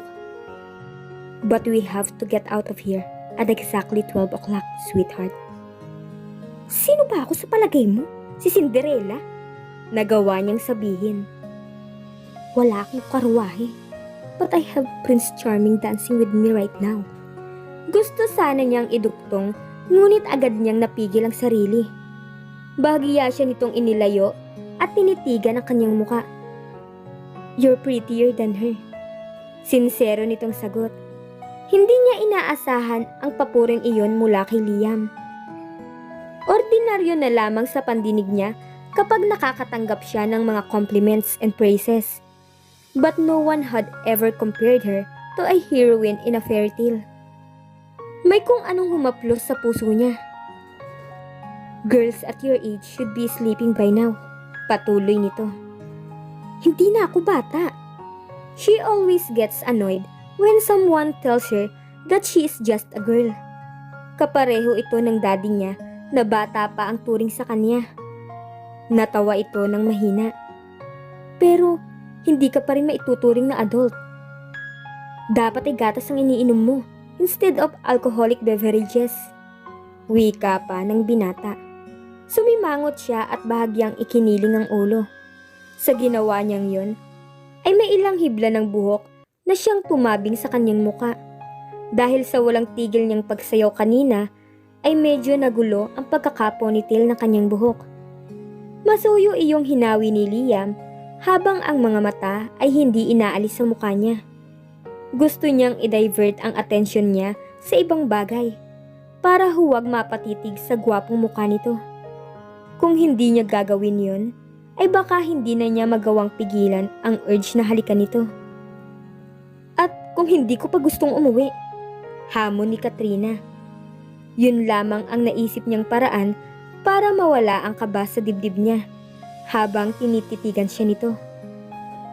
Huwag mo kong hamunin, Cinderella. Banayad na sagot nito. Ngunit pakiramdam niya ay mas nakakatakot ang ipinahihiwatig ng mga mata nito. Anong gagawin mo? Bubuhatin mo ko para dalhin sa kotse? Patuloy siya sa pangdedare. You just gave me an idea. Nakangiting sagot nito. His smile is so little. Bakit ba ngayon lamang niya napansin yun? Dahil abala ka sa pakikipag-away sa kanya. Sagot ng isip niya. Wala sa loob na napangiti siya. Magbabayad ako kahit magkano para sa ngiting yan.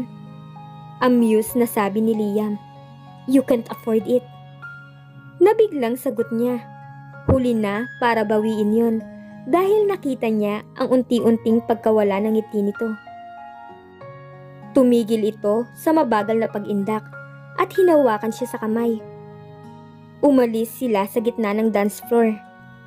Nang nasa bandang gilid na sila ay iniwan siya nito at tinungo ang kinauupuan ni Jackie.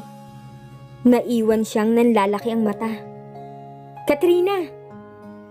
Nilingon niya ang tumawag at nakita niya si Minda. Lumapit siya rito.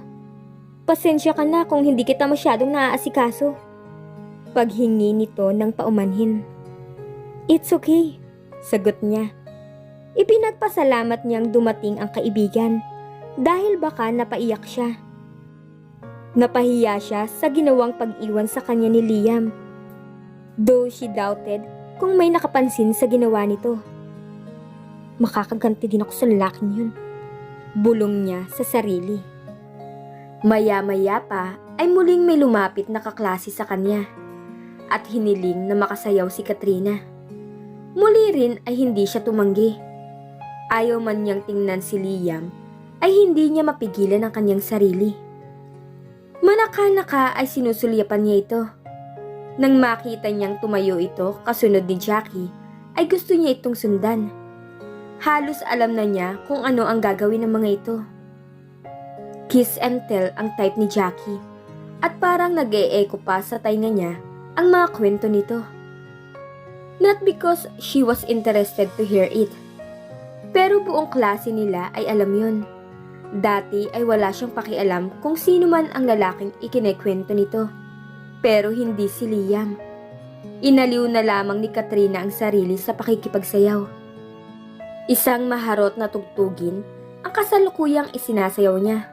Kapareha ang isang binatilyo nang may tumawag sa kanya. "It's 12 o'clock, Cinderella." Si Liam na nakatayo na sa tabi niya. "Ayoko pang umuwi," sagot niya sa malakas na boses.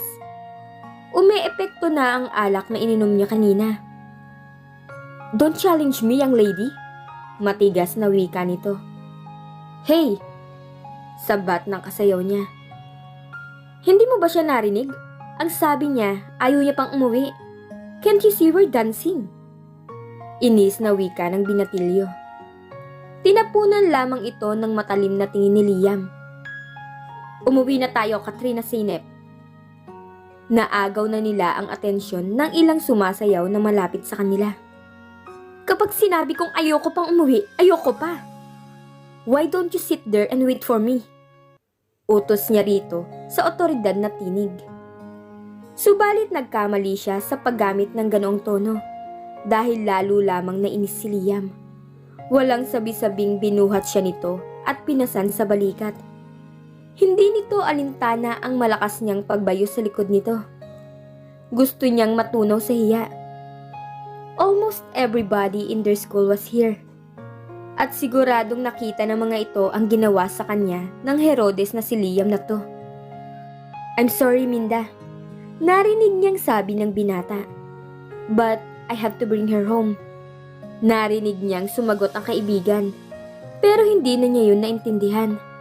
Ni hindi na rin niya ito tiningnan. In fact, hinayaan niyang nakasubsob ang ulo sa likod ni Liam. Wala siyang mukhang ihaharap sa mga tao doon. Pabagsak siyang ibinaba nito sa front seat ng kotse. Doon na siya bumigay. Yumuyugyog ang balikat niya habang umiiyak. Pinagsama-samang epekto ng alak at pagkapahiya ang nararamdaman niya ng mga sandaling yun. She felt so vulnerable. "Katrina," mabilis na umupo sa driver's seat si Liam nang makitang umiiyak ang dalagita. Lihim niyang namura ang sarili. Kinabig ng binata ang dalaga palapit sa kanyang katawan at masuyong hinaplos ang likod. Noong una ay nagpupumiglas ito, ngunit kalaunan ay tumigil na rin. "I'm so sorry," sinserong sabi niya. Ang totoo ay wala namang bilin si Mr. Mondragon na umuwi sila ng ganoong oras. Kaya lamang ay hindi niya matagalan ang pakikipagsayawan ni Katrina sa mga binatilyong naroroon sa party. Pagpunta pa lamang nila roon ay lihim na siyang nagngingit-ngit sa suot nito na animoy dalagang-dalaga na. Ayaw niyang maging takaw pansin nito at hindi siya nagkamali na maraming kaedad nito sa party ang mabibighani dito. Pakiramdam niya ay gusto niyang manuntok. Marahan niyang inilayo si Katrina sa kanyang sarili. Pinahid niya ng likod ng palad ang luha nito sa pisngi. God, she's so beautiful. Namumungay ang mga mata nito, sanhi marahil ng nainom na alak. Bago pa magkapuwang ang matinong kaisipan, ay lumapat na ang mga labi niya sa malambot na mga labi ng dalaga. Sa gitna ng pagkaliyo ay in-enjoy ni Katrina ang tender kisses ni Liam na nagbigay sa kanya ng mas nakaliliyong pakiramdam. Higit pa sa liyong ibinigay ng alak. Right there and then ay narealize niyang may damdamin siya para kay Liam. Hindi galit gaya noong matapunan siya nito ng juice at pabayaran sa kanya ang mga bulaklak. Hindi inis gaya noong nagkakasagutan sila. Paimbabaw lang ang lahat ng yun. Deep in her heart ay mahal pala niya si Liam. Yun ang dahilan kaya uminom siya ng alak kanina. Yun din ang dahilan kung bakit nagseselos siya kay Jackie. Nang maalala niya ang makiring babae ay lumayo siya rito. Malay ba niya kung nagkahalikan din ito kanina? Take me home. Ayaw niyang marinig pa na mag-sorry ito sa ginawang paghalik sa kanya. She was not sorry for kissing him back. It was an ecstatic experience. Hindi siya makapaniwalang dahil sa halik na yon ay nawalang parang bula ang pagkapahiya niya. The kiss compensated for her shocking first kiss. Oo nga, at si Liam din naman ang humalik sa kanya noon. But that was another story. Galit siya noon at may mga audience sila. Hindi siya nagkaroon ng pagkakataong i-enjoy ang halik na yon. Hindi nakaligtas sa matalas na pakiramdam ni Liam ang talim sa tinig ng dalagita. Nalito siya. Kanina, habang hinahalikan niya ito ay may pakiramdam siyang nagpapaubaya ito. At kung hindi lamang sa pag-aalala niyang maeskandalo ito, ay gusto niyang kuyumusin ng halik ang mga labi nito. So sweet and so innocent. She deserved only tender kisses. Katrina, mahina niyang tawag. Please, take me home. Pumikit ang dalaga. Tumiim ang mga bagang niya sa naisip na nagalit ito sa ginawa niyang paghalik. But he won't say sorry. Because he loved kissing her. Kung pwede nga lang ba, ay hindi na niya pakakawalan pa ang mga labi nito. Kasintamis ng pangalan ng M&M ang mga labi nito. Think that she was only 18. Saglit niyang sinulyapan ang sawari ay natutulog ng dalagita. She was very beautiful, even when her eyes are closed. Pinipigilan niya ang sariling haplusin ang pisngi nito. Huminga siya ng malalim. Pagkatapos ay pinaandar na niya ang sasakyan. Nasisiguro niyang mapupuyat na naman siya sa kaiisip sa magandang mukha ni Katrina. Idagdag pa ang mga labi nitong muli na namang kanyang natikman. Para siyang adik na hinahanap-hanap ang matamis na mga labi nito. Ilang oras pa ang lumipas, mahinang tapik sa balikat ang nagpagising kay Katrina. Inaantok pang nagmulat siya ng mga mata. Sandali siyang nalito kung bakit si Liam ang nabungaran niya. We're home, malambing na wika ng binata. Nang ilibot niya ang tingin ay nakita niyang nasa tapat na sila ng kanilang bahay. Good morning, Katrina. Be a good girl and sleep tight. Agaw nito sa sasabihin niya. Tumaas ang kilay niya. Ang tangka niyang pagsusuri sa ginawang pagtulog ay hindi na niya itinuloy.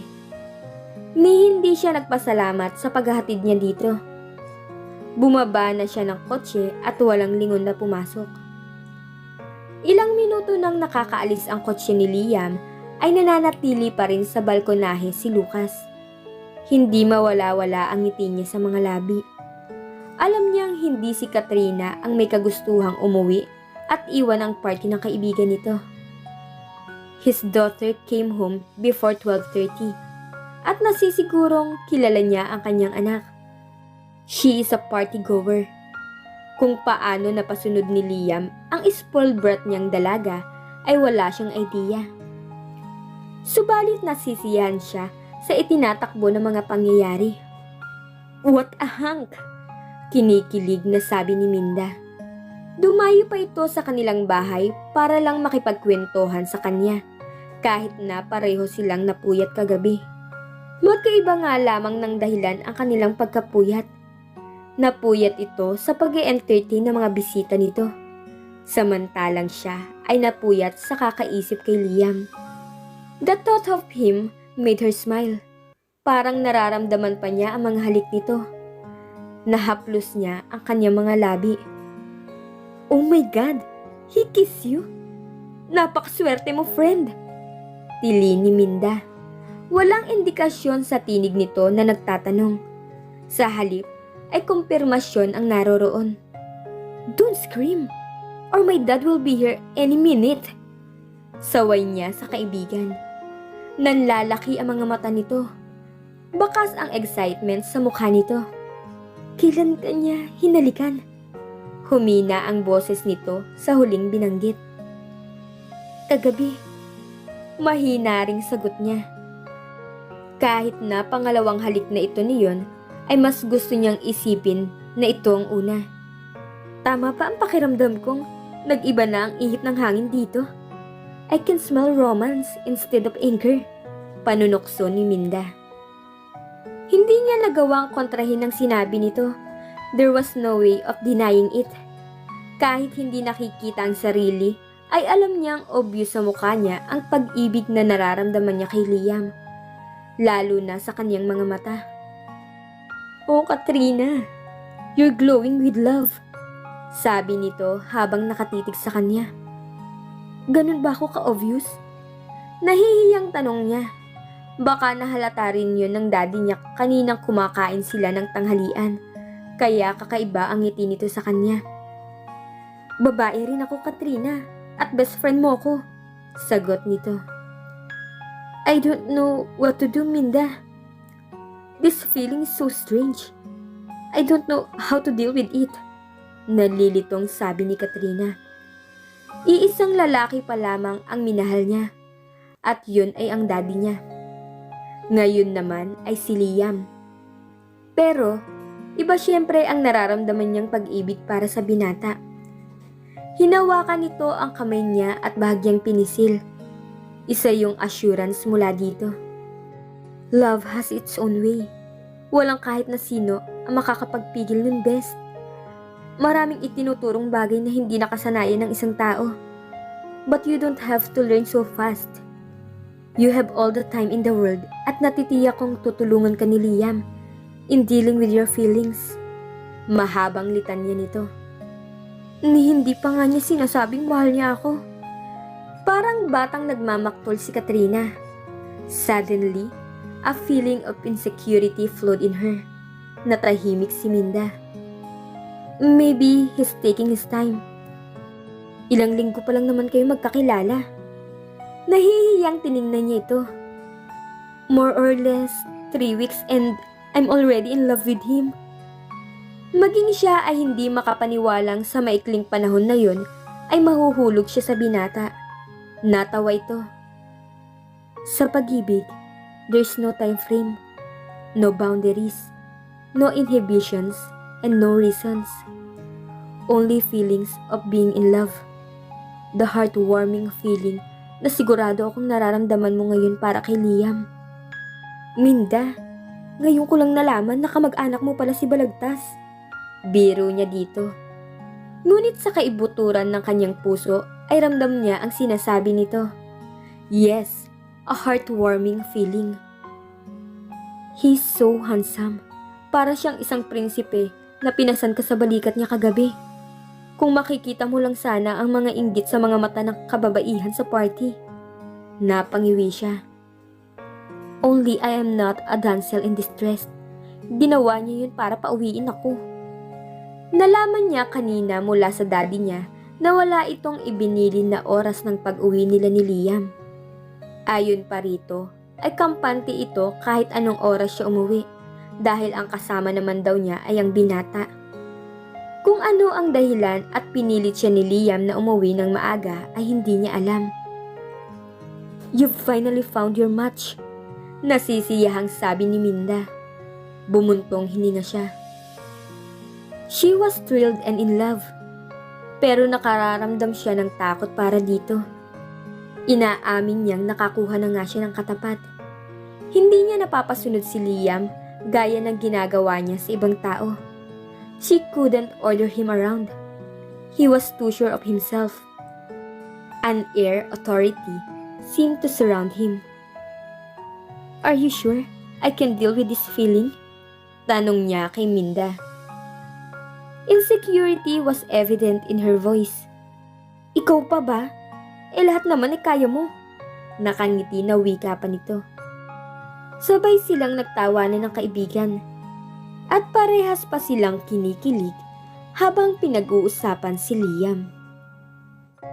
Hindi niya alam kung paano nakalipas ang isang linggo sa pagitan nila ni Liam. Naging kainip-inip ang bawat araw para sa kanya. They only talk about her lessons and nothing more. Hindi niya inaasahan ng gayon. Pakiramdam niya ay iniiwasan siya ng binata. Kaya nang sumapit ang Biyernes, ay hindi niya inaasahang kakausapin siya nito. I'll pick you up at 6 o'clock tomorrow morning. Seryosong sabi ni Liam. Bigla ang ginawa niyang pag-angat ng tingin dito. Nagtatanong ang mga mata niya. Sinamahan kita sa party ng best friend mo because we made a deal, remember? Paliwanag ng binata. And you agreed, Katrina. Oo nga pala. Nangako siya dito na sasamahan ito sa darating na Sabado. At bukas na pala yun. Saan tayo pupunta? Nagawa niyang itanong. Parang hindi yun lumabas sa bibig niya dahil sa sobrang hina. Secret ko na yun. Nakangiting sagot nito. But make sure to bring a bathing suit. Napangiti na rin siya. Tuluyan na siyang na-relax. Kahit hindi sabihin ni Liam, ay sigurado siyang sa isang beach resort o swimming pool sila pupunta. Paano si Daddy? Baka hindi niya ako payagan. Nag-aalalang tanong niya. Kung noon ay gusto niyang gamitin ng ama para wag makasama rito, ngayon ay nahiling niyang sana ay lubos ang tiwala nito sa binata. At alam niyang nahulaan nito ang iniisip niya base sa pagkakangiti nito. Naipagpaalam na kita. Puno ng kumpiyansang sagot ng binata. Masigla niyang tinapos ang lahat ng problem solving na ibinigay nito. Umiling siya sa gusgusing bata na kumatok sa bintanang salamin ng kotse. Hindi niya ugaling magbigay ng limos sa mga pulubi sa kalsada. Kaya nagulat siya nang ibaba ni Liam ang salamin sa dako nito. At abutan ng 250 peso bill ang isa pang pulubing nakatayo roon. Oh, tig-isa kayong dalawa, sabi nito sa batang pulubi. Why did you do that? Nakakunot noong tanong ni Katrina nang masayang nagtakbuhan paalis ang mga pulubi. Tumingin ito sa kanya. Dahil gusto ko. For all we know, baka hawak ng sindikato ang mga pulubing yun. Or worst, baka ibili lang nila ng rugby o drugs ang inilimos nilang pera. Yun ang paniniwala niya, kaya kahit isang sentimo ay hindi siya nagbibigay sa mga ito. Narinig niyang bumuntong hininga ito. Binigyan ko sila dahil nagpapagaan yun sa konsensya ko. I don't care kung hawak sila ng sindikato. Dahil kung totoong ganun nga, natulungan ko pa rin sila in a way. Kung may dalang hawak ang mga pulubi, hindi sila masasaktan nang may hawak sa kanila. Paliwanag ni Liam. Pero tinutulungan mo sila sa maling paraan. Komento niya. At paano ang tamang paraan ng pagtulong? Tanong nito sa kanya na pinaandar na ang sasakyan nang mag-green ang traffic lights. Saglit siyang nag-isip. Naalala niya ang isang ad campaign na napanood niya sa TV tungkol sa programa ng isang ahensya ng pamahalaan. Donate to the institutions na makatutulong sa kanila, kagaya ng mga bahay ampunan. And did you happen to do that? Panghuhuli nito. Umiling siya. All her life, she was well provided, protected from harm, and lavish with luxury. Ito ang totoong mundo, Katrina. Hindi lahat ng tao ay kasing swerte mo na ipinanganak na may gintong kutsara sa bibig. Would it be too much to share your blessings to the less fortunate? Tanong nito. Hindi siya nakakibo. Mataman niyang inisip ang mga sinabi nito. I'm glad you like it. Nasisiyang sabi ni Liam nang makita ang reaksyon niya. Like it? Ulit niya. I love the place. Buong paghangang sabi ni Katrina. Muli niyang itinuon ang mga mata sa malawak na dagat. Mga sul-ngasul ang kulay nun. Akala niya ay wala ng ganong kagandang resort sa Batangas. Ayon kay Liam ay pag-aari yun ng kaibigan nito. Kapag lumubog na ang araw ay tanaw mula rito ang Isla Verde. Nakarating ka na ba doon? Itinuro nito ang isang bahagi ng dagat na hindi niya makita dahil maliwanag pa ang sikat ng araw. Umiling siya. We can go there if you want. Masiglang sabi nito. Next time na lang siguro. Huli na para bawiin yon dahil nakuha na ni Liam ang implikasyon ng sinabi niya. Yeah, there will be a next time. Makahulugang sabi nito. Halika na sa loob para makapagpahinga ka muna. Hinawakan nito ang kamay niya na para bang natural na nitong ginagawa yon. Pumasok sila sa isang bahay na yari sa malalaking kawayan. Magkahalong materyales ang ginamit para mabuo ang bahay bakasyonan na ito. Bagamat may mga bahaging konkreto, ay napakaaliwalas pa rin doon. Kumain sila ng masaganang tanghalian na inihanda ng katiwala roon at pagkatapos ay pumunta sa balkonahe. Nakaharap ang lugar na yun sa dagat. Nahiga si Liam sa duyang yari sa yantok. Siya naman ay naupo sa isang silyang nakaharap sa dagat. Gusto mo na bang maligo? Tanong ng binata na bumasag sa katahimikan. Mamaya na lang siguro. Masakit pa sa balat ang sikat ng araw. Lihim niyang pinagalitan ng sarili dahil sa pag-i-stammer. Bakit naman kasi ngayon pa siya natataranta? Dahil ba sa napagsulo sila ni Liam ngayon? My God, umayos ka, Katrina. Napaghahalata kang may gusto ka na talaga. Bulong niya sa sarili. Mas masarap dito. Tukoy nito sa pwesto nitong nakahiga. Ngumiti lamang si Katrina. Alam niyang masarap ang pwesto nito. Hindi dahil nakahiga ito, kundi masarap sigurong makatabi ito. Halika rito. Yaya ni Liam sa kaswal na tono. Natigilan bigla ang dalaga. Bumangon si Liam at umupo sa duyan. Ikaw na lang ang mahiga, iuugoy kita. Parang namamagnetong sinunod niya ang sinabi nito. Humiga siya at mahina nitong inugoy ang duyan. Pumikit siya. Napakaromantiko ng paligid at napakaromantiko ni Liam. If only they were lovers, hindi siya dumilat kahit naramdaman niyang umupo ito sa gilid ng duyan. Naramdaman niya ang masuyong haplos nito sa kanyang pisngi. Gusto na niyang dumilat, ngunit natatakot siyang kapag ginawa niya yon ay itigil ni Liam ang ginagawa. Alam mo ba kung anong ginagawa mo sa akin sa araw-araw na nakikita kita? Narinig niyang sabi nito. Hindi niya kayang arukin ang ipinahihiwatig ng boses nito. There was something in his voice. Pain, longing, or agony. Hindi niya kayang bigyan ng pangalan. You are so young, so sweet. Patuloy nito. Only 18, too young to be loved, too young for me. Hindi na siya nakatiis, dumilat siya. Ang sabi ko noon, maghihintay ako. Until such time that you're old enough to understand how I feel. Until you're old enough to return the love I'm offering. Oh God, what am I saying? Go on, Liam. Pagbibigay encouragement ni Katrina. Gusto niyang marinig ang buong pangungumpisal nito. Forget it. Tila nahihirapang sabi nito. Akma itong tatayo, ngunit pinigilan niya ang kamay nito. Please? Ilang sandali siya nitong tinitigan. Sinalubong niya ang mga mata ng binata. Forgive me for losing my control, Katrina. Pagkuway sabi nito. But every time you're near, all I want is to hold you. To tell you how much I love you. How much I care. Kumunot ang noo nito nang humagikik siya. Hindi na niya kayang pigilan. Tumawa siya ng malakas. Niyugyug siya nito sa magkabilang balikat. Katrina! Saway nito sa kanya. What's so funny? Pagalit nitong tanong. Liam, hindi ka ang pinagtatawanan ko.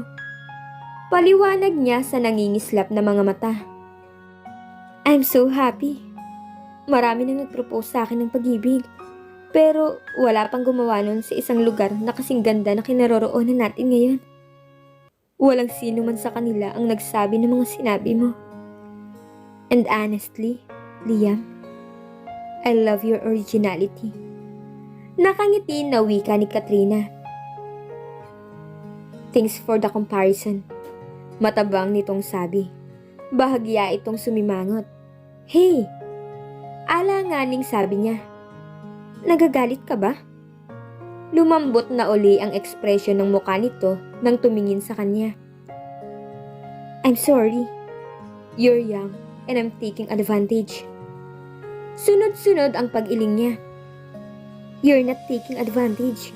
You're just being true to yourself. Nagkibit balikat ito. Pero napakalaki ng agwat natin, Katrina. Madami. I love you, Liam. Putol niya sa anumang sasabihin pa nito. Bigla ang ginawa nitong paglingon sa kanya, sa wari ay hindi makapaniwala sa narinig. Anong sinabi mo? I said, I love you. Lakas loob niyang ulit. Pero, galit ka sa akin. Hindi pa rin ito makapaniwalang sabi ni Liam. Before, pag-amin niya. Pero hindi ko alam. Siguro ay in love na ako sa iyo noong una pa lang tayo nagkita. Kaya lang, napunan mo ako ng juice at nagmukha akong stupid sa harap mo. Pagkasabi nun ay napayuko si Katrina. Kinuha ni Liam ang mga kamay niya at hinawakan ang mga yon. Tumingin ka sa akin, Katrina. Masuyong utos nito.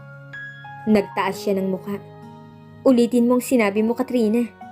Nakangiting utos ni Liam. I love you, Liam. Walang gatol na sabi ng dalaga. Yun lang at inangkin na nito ang mga labi niya. They kissed for the third time at pakiramdam niya ay mas matamis yun kaysa sa dalawang unang halik na pinagsaluhan nila. Ikaw ang tipo ng babaeng nakakapagpabaliw sa isang lalaki. Lalo na ang mahagkan ang napakatamis mong labi. Bulong ni Liam nang bahagya nitong ilayo ang mga labi sa kanyang mga labi. Hindi na niya to hinayaang magpatuloy dahil tinawid na ng mga labi niya ang distansyang nakapaligid sa kanila o nakapagitan sa kanila. Noong una ay hindi ito nagre-respond. Hinayaan siya nitong mag-initiate ng halik. And she was kissing him guided only by instinct. At syempre, nang natutunan niya mula rito. Ilang saglit pa ay tumutugon na rin si Liam. Kapwa sila naghahabol ng hininga nang matapos ang mainit na halik na yon. Nang muli niyang inilapit ang muka sa binata upang muli itong halikan ay umiwas ng binata. Don't you want to kiss me anymore? May hinanakit na tanong ni Katrina. Kung pwede nga lang ba, hindi na kita titigilan. Maagap na sagot nito. Pero kapag tinuloy pa natin, hindi ko na mapapangakong hanggang halik lang ang itutugon ko sa'yo. Kunti na lamang ang awang ng mga labing tiningnan niya ito. Nakuha niya ang ibig nitong sabihin. Katrina, don't look at me like that. Malakas nitong sabi sabay iwas ng mga mata. Why? Nalilitong tanong niya. Bumuntong hininga si Liam at masuyo siyang niyakap. Mainit pa naman ang araw, magpahinga muna tayo. Suggestion nito. Nang makita nito ang takot sa mukha niya, ay tumawa ito ng marahan. Dito na lang tayo sa duyan. Muli siya nitong inihiga at pagkatapos ay tumabi ito sa kanya. Nakaunan siya sa isang braso nito. Humiga siya ng patagilid at niyakap ang isang braso rito. Narinig niyang umungol ito. Why? Inosenteng tanong ng dalaga. Hindi ko alam na malakas pala ang self-control ko. Until now, sagot nito. Ilang sandaling namayani ang katahimikan sa pagitan nila. Para bang kontento na silang pareho na magkalapit sa isa't isa. Liam, maya-maya ay tawag niya. Kailan mo nalamang mahal mo ko? Don't tell me nung nabuhusan mo ako ng juice. Sabi niya. No. Nakangiting sagot ng binata. I have loved you even before the incident. Tiningala niya ito para tiyakin sa mga mata nito ang katotohanan. At hindi naman siya nabigo nang salubungin pa nito ang tingin niya. Kailan nga? Ulit niya. Ang puso niya ay napakabilis ng pagtibok. A year ago, you were in your third year. Hangout na niyo ng mga kaibigan mong restaurant at doon kita unang nakita. You were so innocently beautiful in your school uniform. Sagot nitong tila binabalikan sa isip ang nakaraan at parang hindi makapaniwalang nasa bisig na siya nito. That long? Hindi makapaniwalang tanong ni Katrina. Kaya pala madalas ay nakakaramdam siya ng parang may nagmamasid sa bawat galaw niya kapag naroroon sila ni Minda sa restaurant. Hinalikan nito ang buhok niya. Oo, ganun katagal. Kumpirma nito. Alam mo ba kung bakit tatapunan kita ng juice? Para makuha mo ang pansin ko? Kung dati ay naiinis siya sa tuwing naaalala ang nasabing insidente, ngayon ay hindi na. Natawa si Liam. Bakit nga ba? Would you believe na sa tanda kong to ay natotorpe ako pagdating sa'yo? Amin nito. At hindi yun ang unang beses na tinangka kong lumapit sa'yo. But every time I tried, nanginginig ang mga tuhod ko. Nang magkaroon ako ng guts, pumalpak pa. Sabay silang tumawa. Really? Hindi siya naniniwala sa sinabi nito. You didn't look nervous nung tingnan kita. Naalala pa niya ang nakakalokong ngiti nito. Pati na ang buong kayabangang pagre-resign nito nang sabihin niya sa manager ng restaurant na tanggalin nito sa trabaho.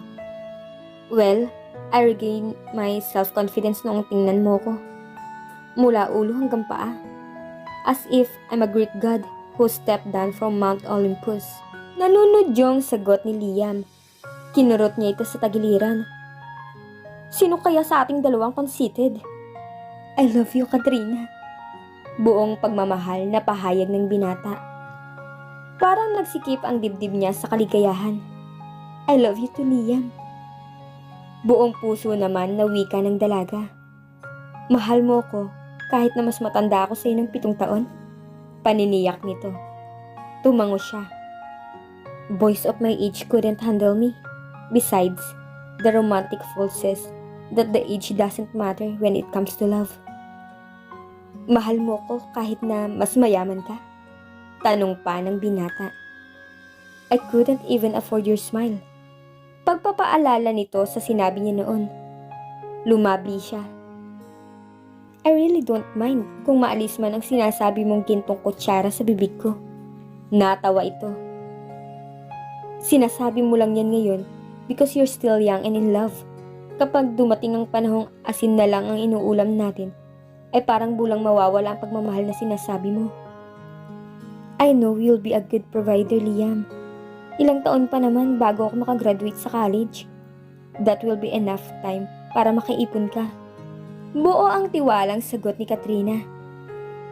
And believe me, I prefer eating salt with you than eating steak with somebody else. Hindi ito kumibo at ngumiti na lamang. Matagal itong tila nag-isip na parang may gustong sabihin. Kinabig ni Liam ang nobya at hinalikan sa buhok. Alam niyang sinasabi lamang yun ni Katrina dahil sa simbuyo ng damdamin nito. Gayon pa man, ay natutuwa siya na kahit alam nitong mahirap at waiter lamang siya, ay minahal siya nito. Yun na siguro ang pagkakataon para ipagtapat dito ang tunay niyang pagkatao. Na kaya niyang buhayin ito ng mariwasa at ibigay ang nais nito sa buhay. I have something to confess to you, Katrina. Pasimula ng binata. At dito na po nagtatapos ang 7 kabanata ng ating kwentong My Sweet Enemy. Sana ay muli niyo akong samahan sa mga susunod pang kabanata. Maraming salamat po.